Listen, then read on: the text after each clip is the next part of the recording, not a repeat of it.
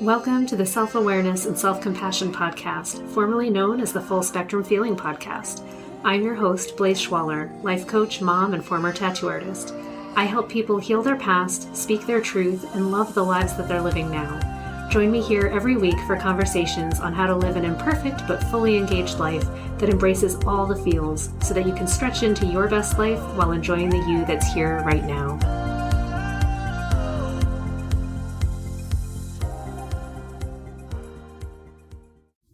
Hello, friends. As the year is rapidly coming to an end, I wanted to greet you this time and talk about inspiration, about finding things that really spark your joy, that spark your interest, and make you excited to wake up and show up and do stuff. And I wanted to talk this week in a broad sense about how sometimes we are looking for something gigundous. Is that even a word? Gigantic. We're looking for something huge that we think needs to fill the space to make our life meaningful. And I would argue that it is our small interests, it's the little things that we're excited about that we can bring into our days to spice it up, that create a more nuanced and enjoyable life that often I think leaves a greater impact than if we are constantly looking for something huge to center our life on. Now, I know there are a few people in my life that do have like these giant callings towards one specific kind of career or kind of creative output. And it's amazing. And I'm so thankful and happy for them. But for the most part, people that I know, we don't have one driving force that motivates us. And I think because we see the few people that do, the rest of us just wander around feeling lost, going, why don't I have that? And when will I find it? And it's why we feel like we've never grown up or like we don't know what we want to do when we grow up. But I think maybe it's a misguided attempt. Maybe we're not all meant to have like one encompassing thing. So with that in mind, if we look at our interests, the things that make us excited or that we find suddenly that we want to dive into, what if we allowed that could be okay and great even, and not judge ourselves for, wanting to play 700 hours of the latest like PlayStation game, if that's what we're really excited about right now? And what if we also were okay having multiple hobbies or having things that phase in and phase out of our lives? Now, if that speaks to your heart, it's probably because most of us feel guilty for having these kinds of pleasures, or we think of it as a luxury that we can allow ourselves sometimes, but not all of the time. And I do get that because we all have responsibilities. We've got to keep our lives going. But there is a lot of joy to be had in the things that bring us comfort and the things that also spark our imagination or get us thinking.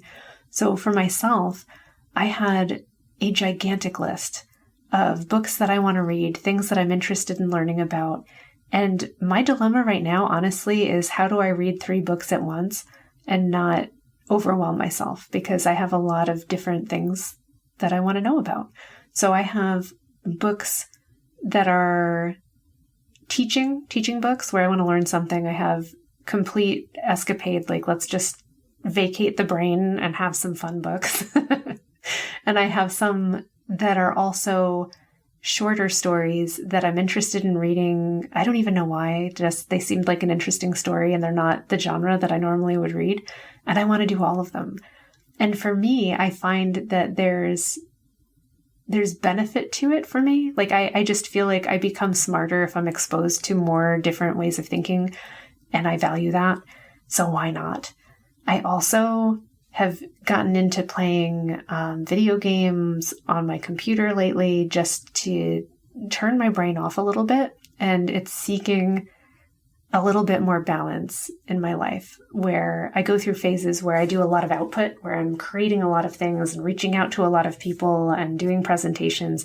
And then I find the counterbalance is that I want to just do something where I can concentrate on creating or making something that generally has no impact on anyone whatsoever. And I'm so grateful for that. And I need that as restorative time. So some of it is recognizing that things that feed you, that fill you up, that make your life feel like you're excited to get up and play a game or whatever, sometimes it's restoration. And by giving yourself that, you're able to show up in the other areas of your life with more power and with more to give. It's super important. I know I talk about it a lot, but we need to give to ourselves, and we need to take space to fill back up, because we can't only be giving machines. We can't only show up and do what's been asked of us or what's demanded of us all the time. Sometimes we need to do what just feels kind of nice. And if you are desperate for that, that's a huge sign that you've been doing a lot and giving a lot, but not filling back up. And I'm bringing it back to, it's okay if the things that fill you back up are not huge impact goals on the rest of humanity. So maybe the thing that you want to do isn't going out and volunteering at the cat shelter or at the soup kitchen right now. And I want to say that that's okay if that's not what's speaking to you, because we have judgments, right? We judge ourselves like, oh, the thing I should be doing is something that gives back to everyone, and why am I not? I think, honestly, that we have more capacity to show up and do things like that when we also have created time for us, for our downtime. I find the times when I've been most able to show up and volunteer and give the most of my time and effort and intelligence and just physical labor has always been when I equally have time to play games, draw pictures, be in my own little world where it impacts nobody. So I think the two are very intimately connected. And this time of year, it's good to touch in on those aspects of ourselves and go, okay, there's this aspect that really wants to interact with everyone and provide and give gifts and, give the best of myself to everyone. But the best of myself only can show up when I've had enough time to not be cranky, when I've had enough time to take care of myself and to take care of the things that might not be important to anyone else, but are important to me. So how many times do we find that we get frustrated and just cranky, right? And difficult to deal with around the people that we love the most because we aren't having the time for the one thing that we wanted to do. And that might be, I just wanted to bake this certain dish, or I wanted to have an hour to read by myself, or I wanted to go for a walk and then it couldn't happen.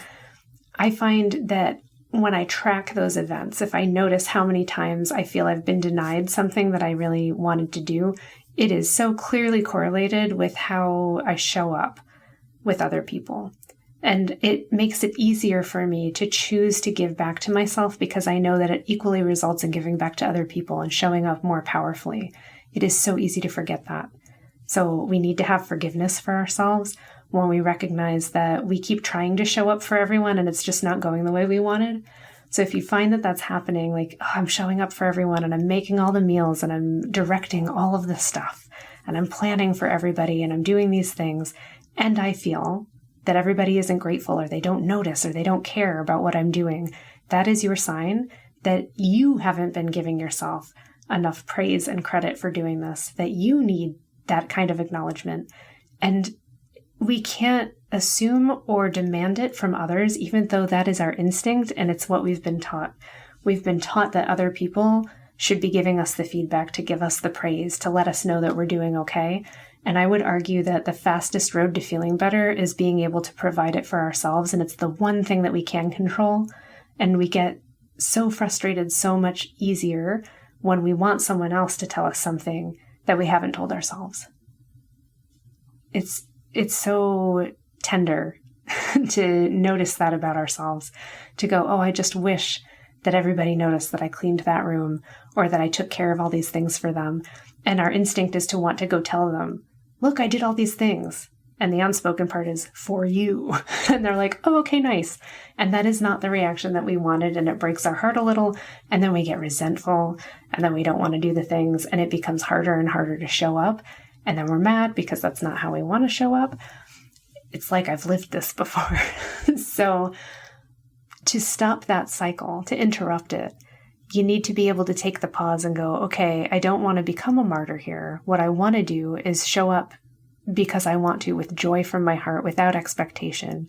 I need to build into this whole experience moments of praise and thankfulness for myself for what I'm doing, because the act itself could be nourishing. It doesn't have to be the reaction. What if the act itself is an opportunity for me to shower myself with praise about how I'm doing this or how I'm showing up? Maybe the thing that I'm creating has worth in and of itself, but without hoping that someone else is going to give us that praise or that love. And it's really hard.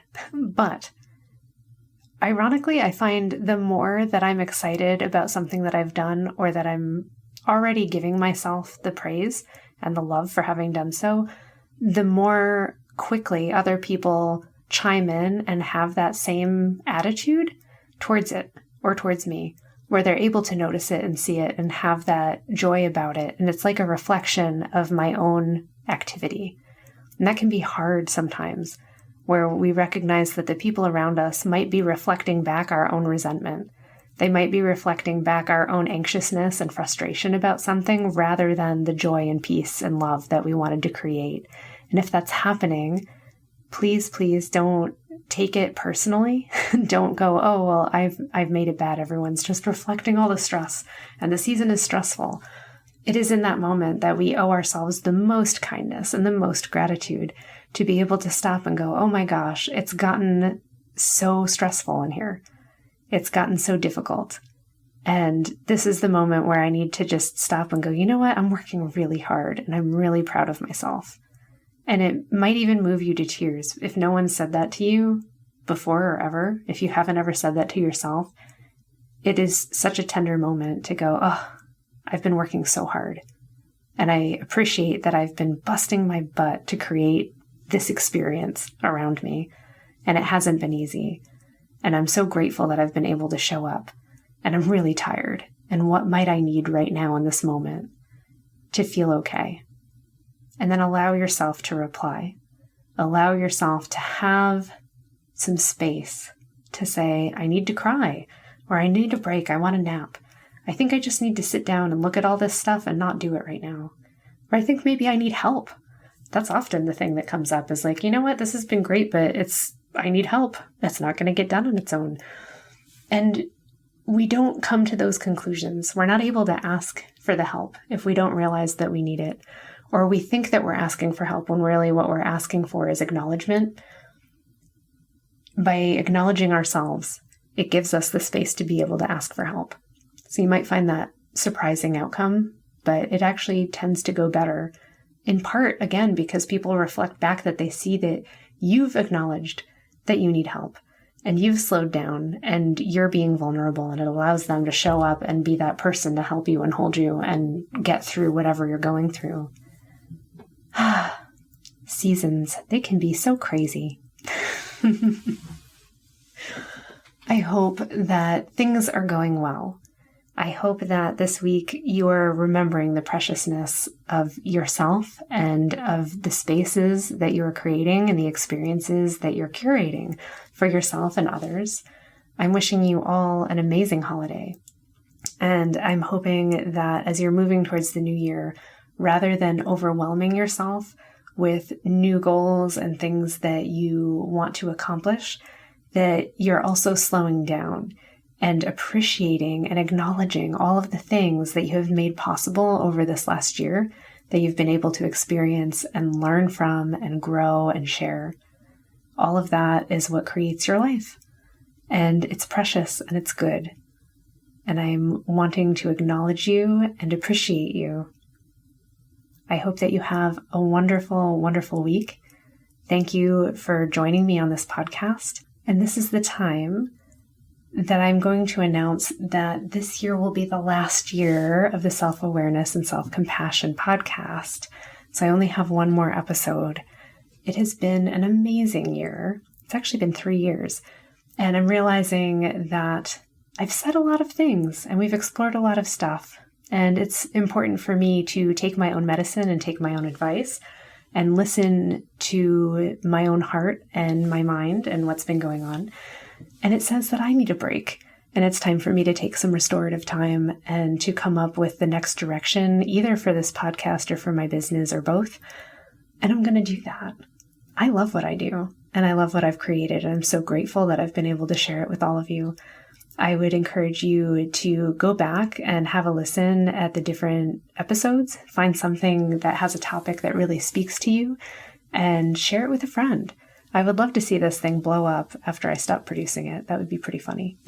But I'm so grateful that I've been able to create it and that I could follow a whim and follow something that sparked my joy, and that I'm able to choose now to part from it in that same spirit of joy and exploration, and to move towards the next thing in my creative life and creative journey. I wonder what it'll be. It's going to be fun. Have a marvelous week, and I will see you next time for our very last episode. Have a wonderful time, and I'll see you then. Thanks so much for joining me. If you enjoyed this podcast, please subscribe and share it with someone you love, and leave us a review. You can learn more and get some self-compassion tips and tricks by visiting coachwithblaze.com, where you can sign up to get my free booklet on overcoming anxiety, overwhelm, exhaustion, and burnout. I'm sending you so much appreciation and love, and I'll see you next time.